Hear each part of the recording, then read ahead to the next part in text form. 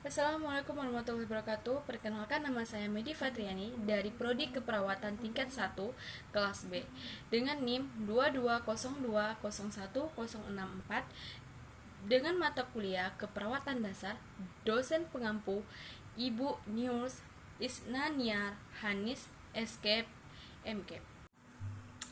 Pengertian transfusi albumin. Albumin adalah cairan infus yang digunakan untuk mengatasi hipoalbuminemia, yaitu rendahnya kadar albumin dalam darah. Albumin juga digunakan untuk menangani shock hipovolemia akibat cedera atau luka bakar yang parah. Albumin juga diartikan sebagai protein utama di dalam darah manusia secara alami. Protein ini diproduksi oleh hati. Pemberian infus albumin akan meningkatkan kadar albumin di dalam darah. Infus ini juga digunakan untuk pengobatan gagal hati akut, penyakit kuning pada bayi yang baru lahir, atau sindrom gangguan pernafasan akut. Merek dagang albumin yaitu Albumef, albumin, IJ 20%, habis itu plasbumin dan lain-lainnya. Yang B yaitu peringatan sebelum menggunakan albumin. Albumin hanya boleh digunakan sesuai resep dokter. Diberikan dalam beberapa hal yang perlu Anda perhatikan sebelum menggunakan albumin. Yang pertama, memberitahu dokter tentang riwayat alergi yang Anda miliki. Yang kedua, memberitahu dokter jika Anda sedang atau pernah menderita anemia berat, gagal jantung, hipertensi, hemofilia,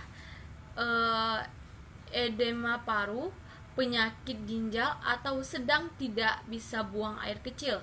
Yang ketiga, beritahu dokter jika Anda sedang hamil, menyusui, merencanakan kehamilan. Yang keempat, beritahu dokter jika Anda sedang menggunakan obat-obatan lain, termasuk suplemen atau produk Helba. Yang kelima, segera ke dokter jika Anda mengalami overdosis, reaksi alergi obat, atau efek samping yang lebih serius setelah menggunakan albumin. Yang C yaitu dosis atau aturan pakaian albumin. Dokter akan memberikan dosis dan menentukan lama penggunaan sesuai dengan kondisi, respons, atau usia pasien. Berikut adalah pembagian dosis albumin yang berdasarkan tujuan penggunaannya. Yang pertama, tujuan mengatasi shock hipovolemik akut. Untuk dewasa itu 25 gram dengan kecepatan infus 5 ml per menit yang atau 1,2 ml per jam. Selama pemberian infus albumin, dokter akan memantau respon atau kondisi pasien. Untuk anak-anak itu dosisnya 1 gram dengan kecepatan infus 5 ml per menit atau 1 sampai 2 ml per menit. Yang kedua, tujuan pemberian albumin yaitu mengobati hipoalbuminemia. Untuk dosis dewasa yaitu maksimal 2 gram tiap hari dengan kecepatan infus 5 ml per menit atau 1 sampai 2 ml per menit. Yang ketiga, tujuannya yaitu menangani hiperbilirubinemia pada bayi yang baru lahir.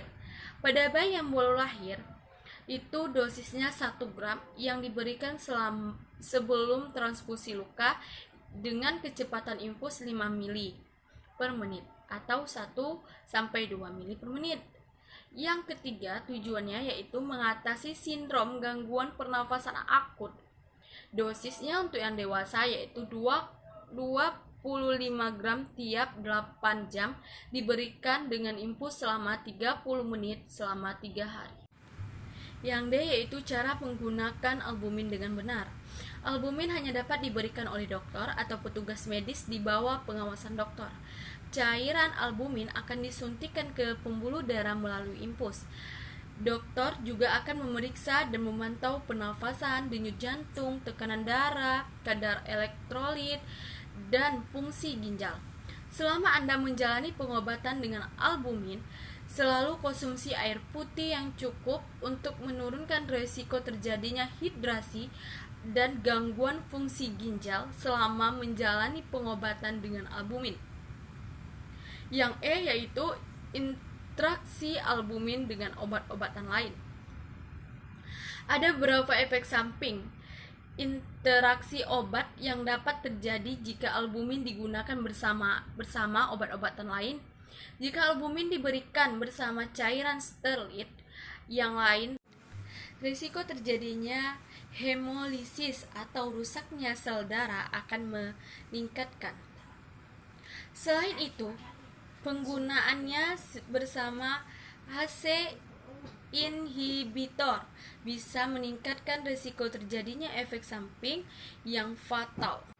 Efek samping dan bahan albumin. Efek samping yang dapat ditimbulkan setelah mengonsumsi albumin adalah yang pertama, muntah atau mual. Yang kedua, demam atau menggigil. Yang ketiga, rasa panas di sekitar wajah, leher, dan dada. Yang keempat, denyut jantung yang cepat. Jika Anda merasakan hal yang di atas, segera konsultasi ke dokter. Atau dengan efek samping yang lebih serius, yaitu sakit kepala, penglihatan kabur atau telinga berdenging, kulit pucat atau berkeringat, nyeri dada, sesak nafas, batuk dengan dahak yang berbusa, detak jantung tidak teratur. Yang terakhir yaitu pusing yang sangat berat hingga ingin pingsan. Sekian dan terima kasih. Assalamualaikum warahmatullahi wabarakatuh.